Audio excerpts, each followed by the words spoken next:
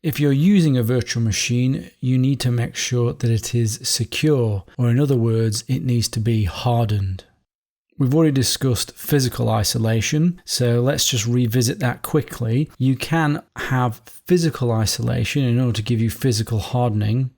You could use a dedicated secure device as the host for the guest VM, giving you physical isolation. Both the host and the guest will be hardened, and a separate device used for day-to-day use. The day-to-day use device is more likely to be attacked and get compromised. The secure device used less often and for more trusted tasks, meaning the host operating system and the guest operating system on the secure device are more likely to remain safe. Other physical measures you can use: using a USB network dongle instead of the host network adapter, as discussed already in the area on physical isolation. You can place the VM on a separate network to the host, or for virtual isolation via a VLAN. This is to help mitigate attacks that come from the network, from the virtual machines. Virtual machine leaks, as we've discussed. Virtual machines can create on the host operating system unwanted log files, disk caching, and other evidence of the activity of your virtual machine guest, even if it's a live operating system like Tails or there is no virtual disk. Like in this example where you see that there is no virtual disk. It's difficult to know all of what is created by your hypervisor on your host operating system. So one approach to deal with this problem of all the unwanted host data would be to use whole disk encryption on the host machine as the mitigation against these leaks. If you have significant adversaries and high consequences, this would always be recommended anyway. And we discuss more on disk encryption and file encryption in its own section, and we go into quite a lot of detail. So defense against leaks, or one of the defenses against leaks, whole disk encryption.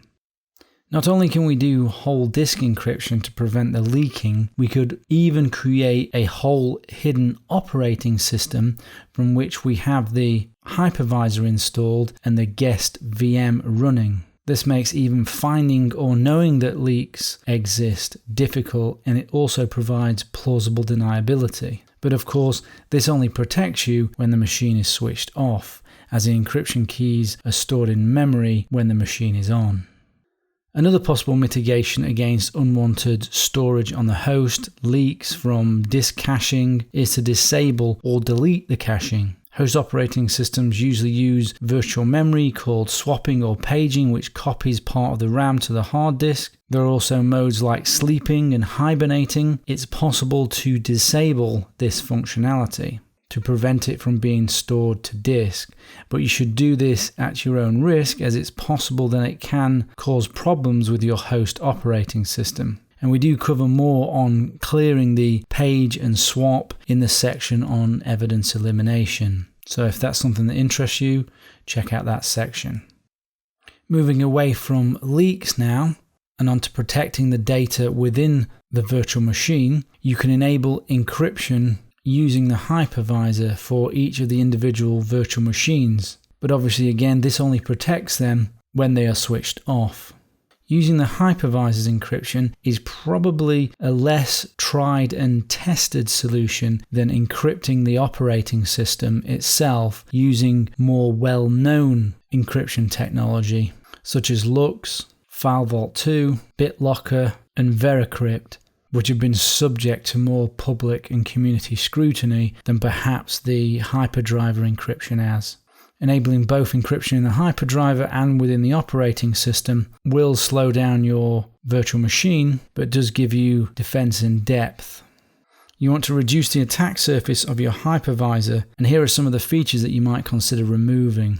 You might want to disable the audio and the microphone, and not specific to virtual machines. You might want to cover your webcam with tape, disable shared folders, disable drag and drop and clipboard. Don't enable video acceleration, 3D acceleration, and do not enable serial ports. If you can, do not install VirtualBox Guest Edition or VMware Tools or equivalent. That gives the operating system more access to the hypervisor, and it gives the guest access to more of the host like the microphone and increases the attack vector. You want to remove the floppy drive and remove any CD or DVD drives. If it's a live operating system, you want to remove any virtual disks. Do not attach USB devices if you can help it, perhaps a network dongle, but nothing else if you can avoid it. Disable the USB controller, which is enabled by default. When you disable the USB controller, this requires you setting the pointing device to be a PS2 mouse so that your mouse will work. Do not enable Remote Display Server. Do not enable I/O API-C or EFI.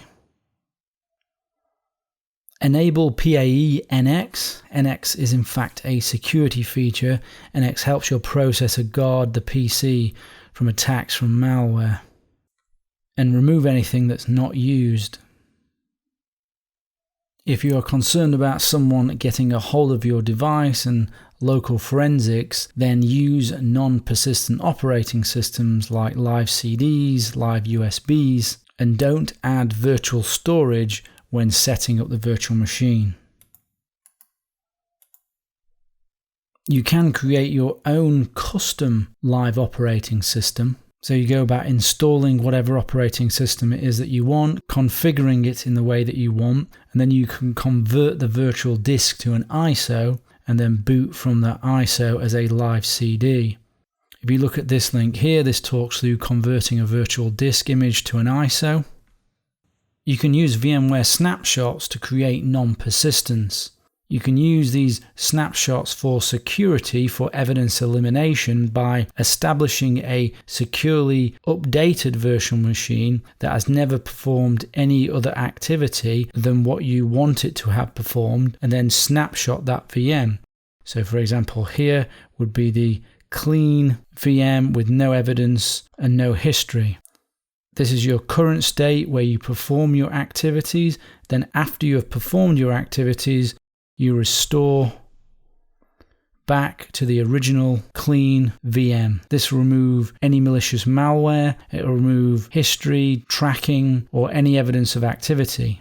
This is not a perfect solution to remove evidence due to the previously discussed possibilities of data leakage remaining on the host, but it is a reasonably good solution for basic non-persistence.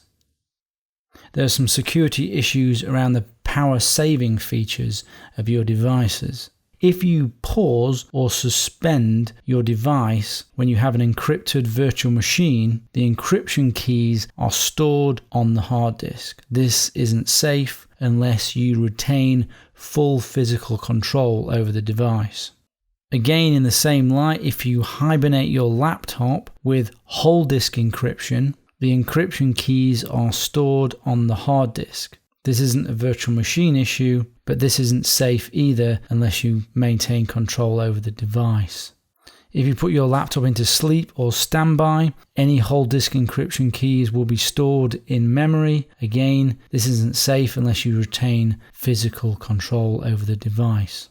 If you're using encryption, either with the hypervisor or with the guest operating system or with the host operating system, it is best for all of the operating systems, the guest and the host, to be logged out and shut down and switched off. Fully switched off, not paused, not suspended, not hibernated. This way, the decryption keys are not stored on disk anywhere.